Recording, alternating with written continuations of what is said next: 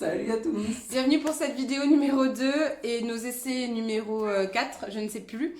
Voilà, donc pour cette vidéo-ci, nous avons décidé de vous parler des sacs sensoriels et des bacs sensoriels pour enfants. On jette des petits yeux par là parce que le petit joue dans son bac à piscine, son bac à balles. Avec une chaussure à moi. Avec une chaussure à papa, normal en fait.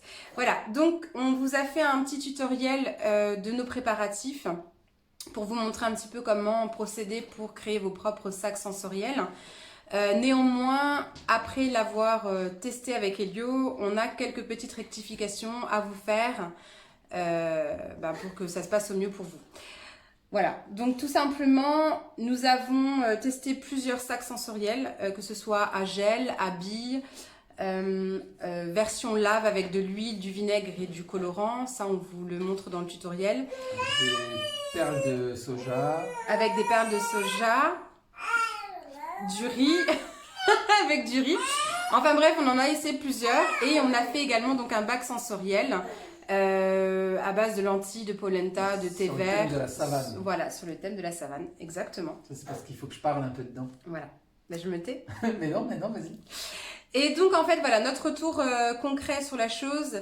Déjà, première chose, acheter des vrais bons sacs de congélation à zip, mais de très bonne qualité, parce que nous, le problème qui s'est posé, c'est...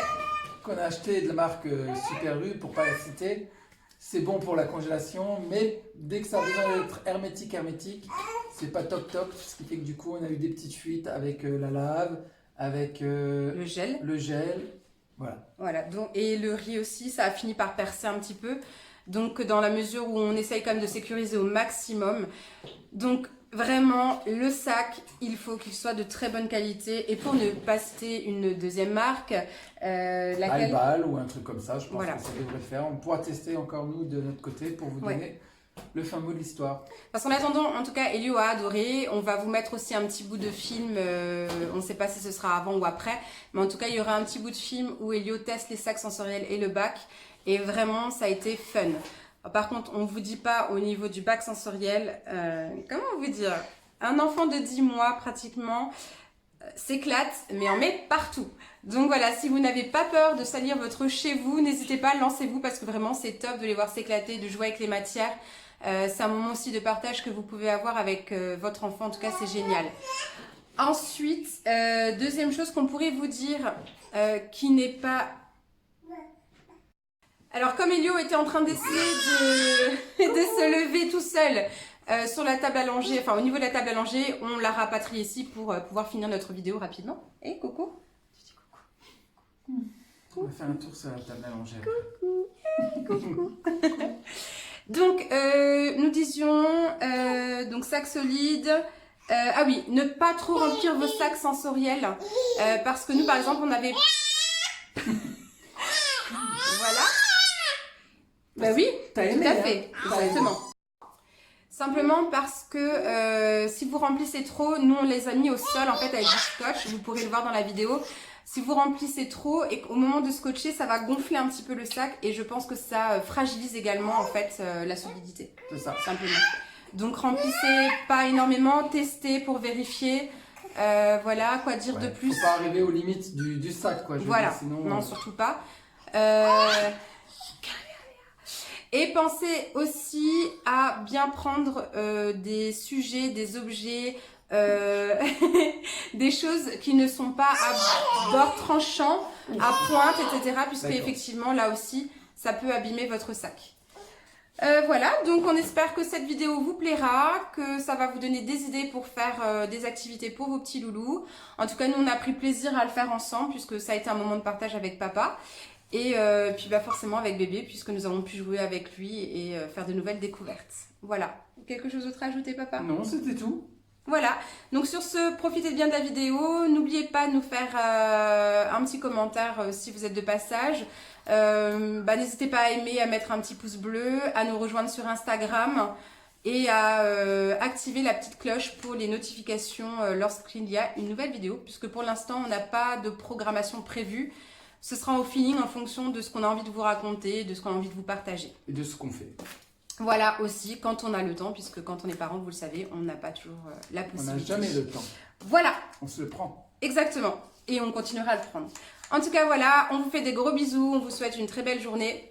Ciao, ciao. Salut tout le monde. Tu dis salut. Salut. Donc pour les sacs sensoriels de cet après-midi que nous avons décidé de fabriquer pour Elio, nous avions plein d'idées. Mais pour éviter une vidéo trop longue, on a décidé d'en choisir seulement 2. Donc une première version qui s'appelle le sac sensoriel Lave. Qui ressemble à la lampe 70s que quand on branche, vous savez, il y a les gouttes de couleur qui remontent et qui flottent. Bah là, c'est le même principe.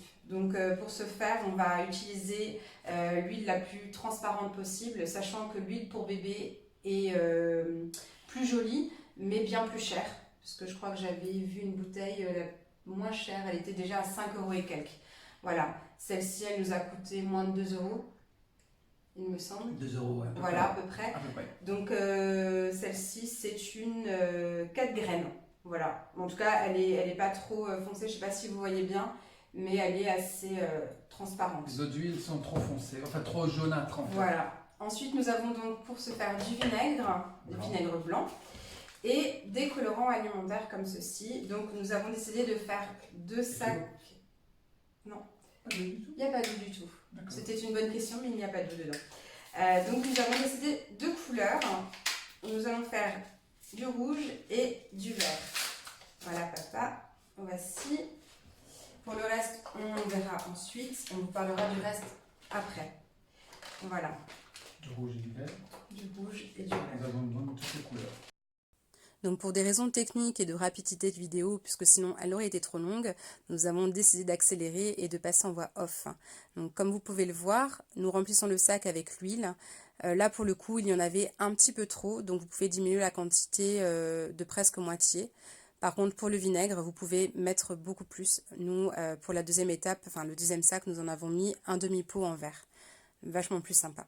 Ensuite, vous fermez le sac en laissant un petit trou à la fin de manière à bien ressortir l'air au maximum afin d'éviter toutes les bulles d'air possibles que vous pourriez avoir. Voilà, donc là on a fait aussi le vert, c'est vachement chouette, vous avez vu, il y a plus de quantité. Ensuite, pour l'étape suivante, afin de sécuriser au maximum votre sachet et éviter les fuites, achetez donc des scotch plastifiés de couleur de façon à ce que ce soit attractif et vous pouvez les trouver en magasin de travaux manuels comme le Roi Merlin ou des choses comme ça. Là pour le coup, papa s'est planté, il a voulu couper à ras et a percé dans le sac, donc petit incident technique. Pour le deuxième sachet, nous avons mis du riz. Alors là, ne regardez pas ce que j'ai fait, j'en ai mis beaucoup trop. Et j'ai ajouté dedans des petits éléments que j'ai trouvés dans un jeu de puzzle, qui sont des animaux de la ferme, afin que ce soit plus ludique. Donc vous les cachez dans le riz, de manière à ce que l'enfant, lorsqu'il farfouille, puisse trouver les éléments et s'en amuser. J'ai également ajouté des petits éléments d'un jeu que j'ai trouvé à la cave, qui sont des petits jetons de potions magiques. Les couleurs me plaisaient bien, donc hop, dans le sac, histoire d'être plus attractif pour Elio. J'ai encore vidé du riz, comme vous pouvez le constater, il y en avait vraiment beaucoup trop. Donc vraiment testez de façon à ce que vous puissiez réellement bouger les éléments dans le riz, bouger le riz, sinon ça n'a aucun intérêt. N'oubliez pas de chasser également l'air au maximum pour éviter que le sac se gonfle quand vous le fermez. Et de sécuriser également avec le scotch tout autour. En tout cas, nous sommes trop fiers de notre petite activité et avions hâte à ce moment-là de le faire partager à Elio. Et vraiment, ça a eu un très grand succès auprès de notre petit loulou. Voilà, donc c'est notre premier tutoriel. On espère quand même que ça vous a plu. C'est encore un petit peu tâtonnant. Mais voilà, ça va se faire au fur et à mesure. On a tous démarré quelque part. Nous, on démarre par les sacs sensoriels. On espère en tout cas que vous avez passé un bon moment. N'oubliez pas de liker notre page Facebook, liker la vidéo. Appuyez sur la petite cloche pour avoir les notifications lorsque les vidéos sortent. Et retrouvez-nous sinon sur Instagram sans problème. Voilà. C'est fini. Super. On vous fait des gros bisous. Passez une bonne journée. Ciao, ciao. Salut.